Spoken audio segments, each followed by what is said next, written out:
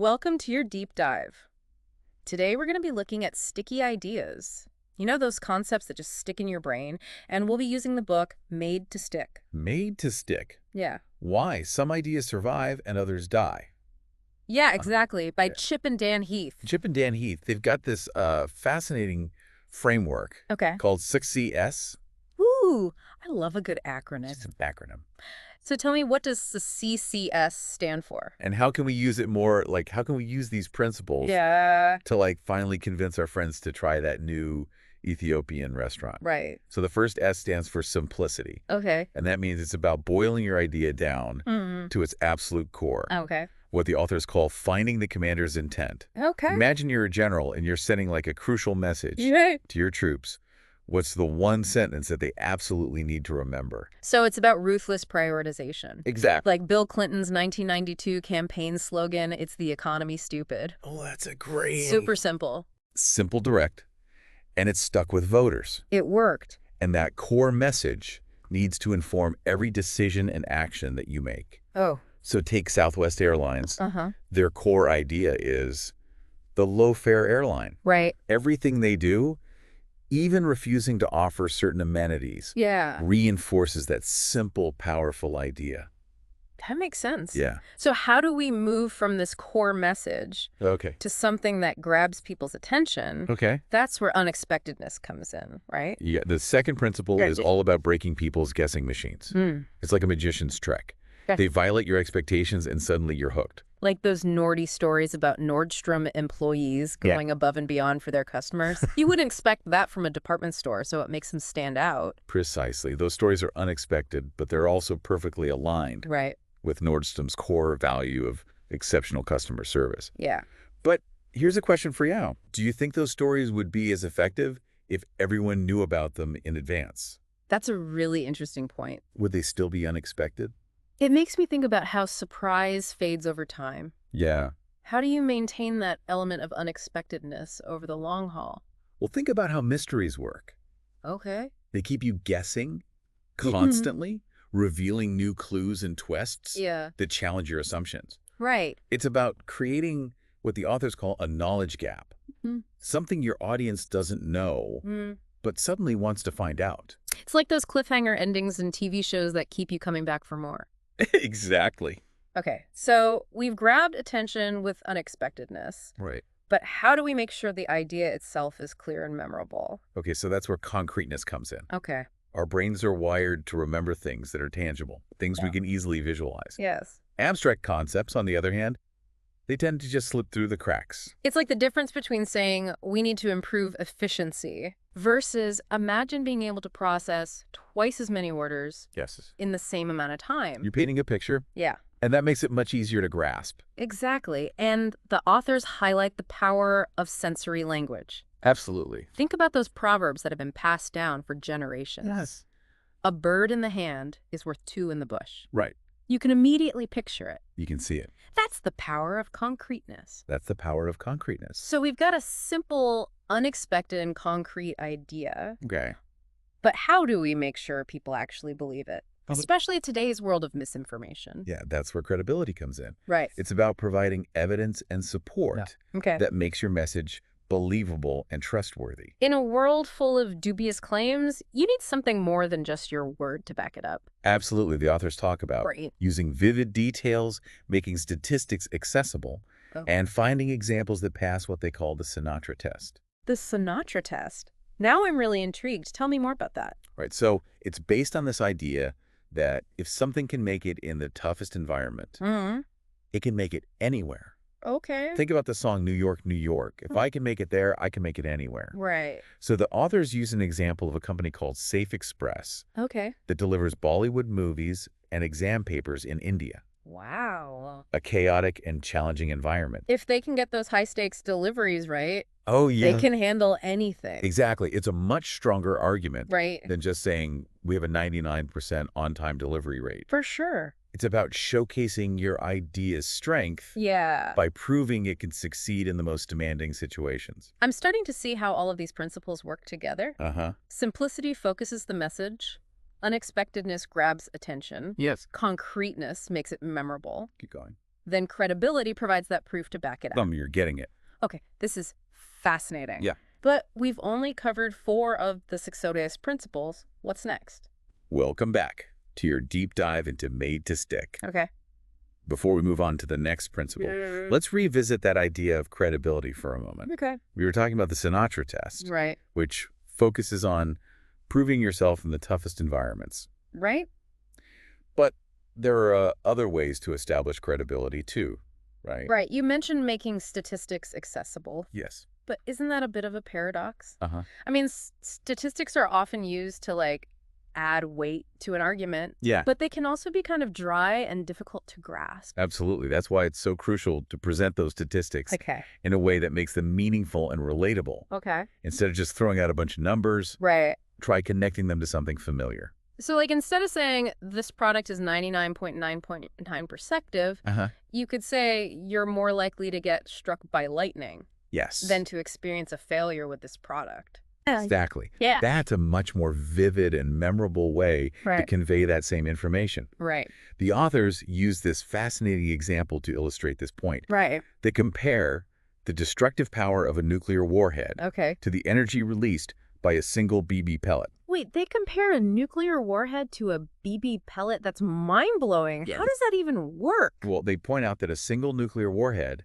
has the same destructive power as a BB pellet fired at a wall at 90% the speed of light. Okay. It might sound absurd. It does sound absurd. But it helps put the immense energy of a nuclear explosion into a context that people can actually grasp. It's like I can picture a BB pellet hitting a wall. Yeah. But trying to imagine the force of a nuclear explosion, it's just mind-boggling. Exactly. So it's about finding those unexpected comparisons that make complex information click into place. It's about tapping into people's existence schemas. Okay. Those mental frameworks that we use to understand the world. And using those schemas to make complex information more accessible. That makes sense. Yeah. So we've talked about simplicity, unexpectedness, concreteness, and credibility. We have. What's the next principle in the successus framework? The next one is all about tapping into the power of emotions. Okay. It's the E in success, which stands for emotional. Right. Now, this doesn't mean manipulating people's emotions. Right. It's about connecting with what they already care about. So appealing to their values. Yes. Their aspirations, their fears. Right. The authors argue that people are more likely to act on ideas that resonate with them emotionally. Okay. They cite Mother Teresa, who said, "If I look at the mass, I will never act. If I look at the one, I will." That's a powerful reminder to focus on the human impact of our ideas. Yeah. It's not just about abstract concepts. It's about how those concepts affect real people. Exactly. And the authors share a compelling study about this. Oh, okay. Researchers asked people to donate to a charity that was helping starving children in Africa. One group received a letter with statistics about the widespread hunger affecting millions of children. Right. Well, the other group received a letter about a single 7-year-old girl named Rokia who was facing starvation. So both letters were appealing to people's compassion. Right. But one focused on the scale of the problem and the other one on a single individual. Yeah. I'm guessing the letter about Rokia had a bigger impact? You're absolutely right. Okay. People who read about Rokia donated significantly more money. Wow. It shows how a personal story can create a much stronger emotional connection than just abstract statistics. It reminds me of those powerful anti-smoking ads that featured Pam Laffin, a real person suffering from lung cancer caused by smoking. Right. Seeing her story, hearing her struggles, and her regrets about smoking, that created a much stronger emotional impact than any statistic about the dangers of smoking ever could. Absolutely. Her story made the consequences of smoking real and relatable. And it's not just about appealing to negative emotions like fear or sadness. Right. You can also tap into positive emotions like hope, joy, and pride. Like the Don't Mess with Texas anti-litter campaign. Oh, yeah, that's a great one. It wasn't just about keeping Texas clean. Yeah. It was about appealing to Texans' pride in their state and their identity as Texans. Exactly. It tapped into their sense of community and belonging. Right. It wasn't just what's in it for me. It was, this is who we are and this is what we do. That's brilliant. Yeah.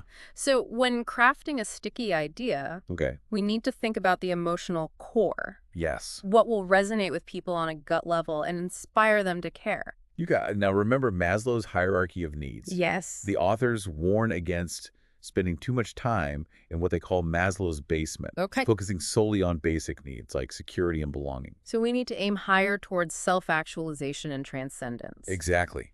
They use the inspiring story of Floyd Lee, who ran a mess tent for soldiers in Iraq. He went above and beyond, creating a beautiful and welcoming environment where soldiers could find respite from the stress of war. He wasn't just providing food, he was creating an experience. Exactly. He tapped into those higher needs. Right. The need for beauty, for learning, for connection, for meaning. Yeah. And his efforts had a profound impact on the soldiers who ate at his mess tent. It's amazing how he turned a simple mess tent into a place of meaning and connection. So the takeaway here is to think beyond those basic needs. Right. And tap into those higher aspirations that really motivate people. Precisely. And that brings us to the final principle of the Succinius framework stories. Stories. This is where the magic happens, right? I think so. Everyone loves a good story. Absolutely. But how do stories make ideas stickier? Well, stories bring ideas to life. Okay. They provide context, emotion, and credibility all wrapped up in this captivating narrative. Right. The authors explain that stories are like flight simulators for the brain. They allow us to mentally rehearse situations and learn from the experiences of others without actually having to go through those experiences ourselves. So like if I hear a story about someone who successfully negotiated a raise, I can mentally rehearse those same strategies and feel more prepared to tackle my own salary negotiation. Exactly. It's like practicing for real life situations. Right. In a safe and controlled environment. Right. And the authors highlight the power of what they call springboard stories. Springboard stories. These are stories that don't explicitly tell you what to think. Okay. They present a scenario and let you draw your own conclusions. It's like they spark your imagination, get you thinking in new directions. Exactly. Remember Stephen Benning? The World Bank employee who used the story about the healthcare worker in Zambia to promote knowledge management. That was a great example. Yeah, he didn't explicitly say we need to invest in knowledge management. Instead, he told a compelling story that illustrated the benefits of knowledge sharing. And that story became a springboard for the World Bank executives to think about how knowledge management could be applied within their own organization.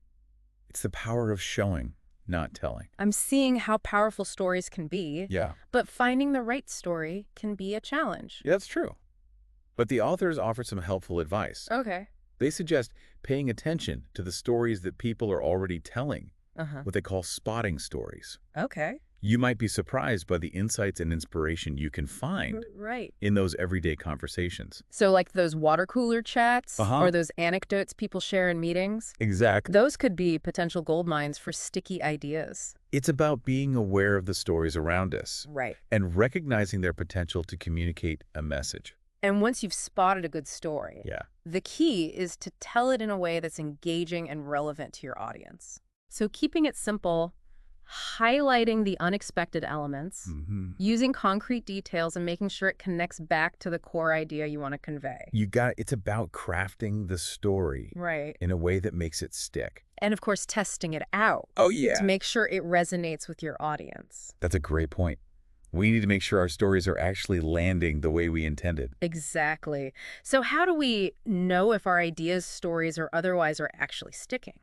One simple but effective method is to simply ask people to retell your story or summarize your idea if they can accurately recall the key points and the main message. That's a good sign. And if they struggle to remember or misinterpret the message, that's a clue that we need to go back to the drawing board and refine our communication. Exactly. Making ideas stick is an ongoing process. It requires a willingness to experiment, to learn from our mistakes, and continuously refine our communication. This has been a fantastic deep dive. I feel like I've learned so much. Me too. About the power of stories and the art of making ideas memorable. But we're just about out of time for part 2. Don't worry, though. We'll be back soon with part 3. Yes. To wrap things up and explore some final takeaways from Made to Stick. We'll see you soon. Welcome back to the final part of our deep dive into Made to Stick. We've covered a lot of ground, haven't we? We have. From simplifying our ideas Yeah. to finding the perfect story to bring them to life. It's amazing how many subtle factors go into making an idea truly memorable. And how often we unknowingly sabotage our own communication. Speaking of sabotage, Yeah. the authors talk about something called the curse of knowledge. What is that exactly? It's that sneaky phenomenon where we as experts get so wrapped up in what we know that we forget what it's like not to know it. We assume everyone understands our jargon and follows our complex train of thought. Precisely, we become those tappers from the analogy. Right. Convinced that everyone can hear the song in our heads when all they're hearing is a series of random taps. Okay, so how do we break free from this curse of knowledge? Well, the Succession framework is a great antidote. Okay. It forces us to step outside of our own expertise Right. and see our ideas through the eyes of our audience. So by focusing on making our ideas simple, unexpected, concrete, credible, emotional, and by using stories, we can overcome the curse and make our messages resonate. That's the idea. And remember that testing for stickiness we discussed earlier, that's crucial too. Okay. Asking for feedback, especially from people outside of our field, Yeah. can reveal those blind spots where our knowledge is getting in the way.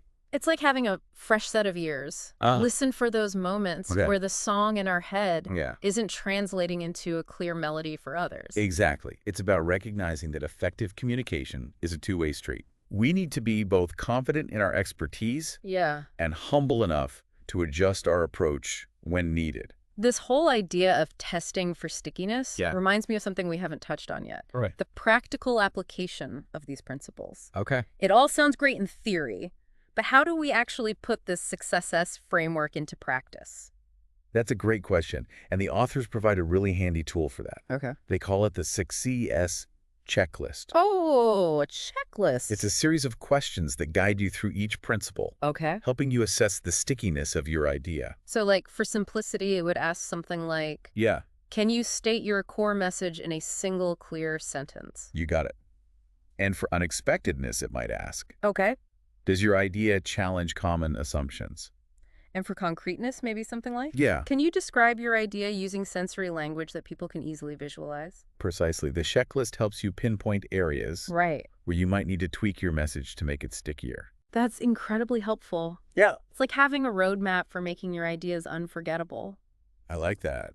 But I imagine this process isn't always easy, right? No, it definitely takes effort and practice. Okay. The authors emphasize that making ideas stick is a skill, not just a talent. Right. And like any skill, it requires dedication and a willingness to experiment. So it's not about being a naturally gifted communicator. Yeah. It's about being a dedicated craftsman. Constantly honing your message until it truly shines. That's a beautiful way to put it. And the authors leave us with this really inspiring thought. Okay. They remind us that even seemingly small ideas, when communicated effectively, can have this ripple effect, spreading outwards and creating meaningful change. It's like that saying, a single spark can start a fire. Exactly. So to our listeners, yes, we challenge you to take what you've learned from this deep dive and start making your own ideas stick. Okay. Make them memorable, make them meaningful, and make them matter. Thank you for joining us on this incredible journey into the world of sticky ideas. Until next time, keep those ideas coming and keep them sticking. That's it for this deep dive. We'll see you next time for another fascinating exploration into the world of knowledge and ideas.